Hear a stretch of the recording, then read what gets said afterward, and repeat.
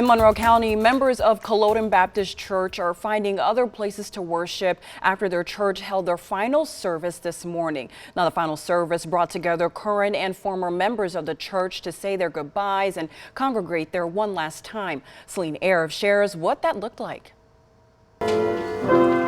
If these walls could talk, they would tell you about 100 years of history here at this little church. I started coming here as a baby in my mom and dad's arms. I'm the youngest of 4. Like many at Sunday's final service, Marianne Ellis grew up in this church. I remember being baptized. My dad brought hot water to the baptismal pool because we didn't have hot water here. She lives in High Falls now, but when she heard the church's services were ending, she knew she had to come back. The church recently had 4 remaining members, but you couldn't tell by the full pews on Sunday. Well, I think the memory of Culloden Baptist Church is going to live in the hearts of everybody that grew up in this community. Chris Parker's dad, Reverend Albert Parker, preached here for about 6 decades. I'm sure he's in heaven shaking hands with Jesus right now saying, yeah, man, I've been talking about you for years.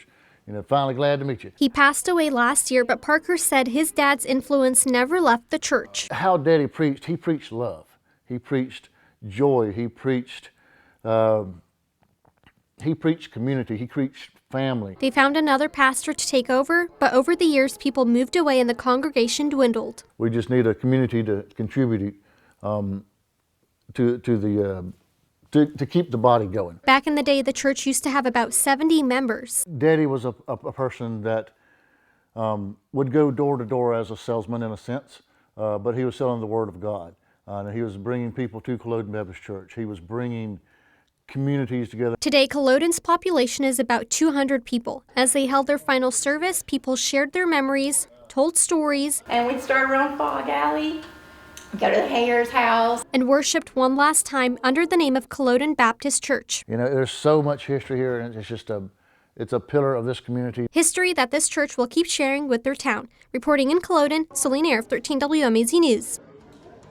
Now, the church is a member of the Centennial Association of Georgia. Parker said that means the building will stay a church, but it may operate under a different name in the future.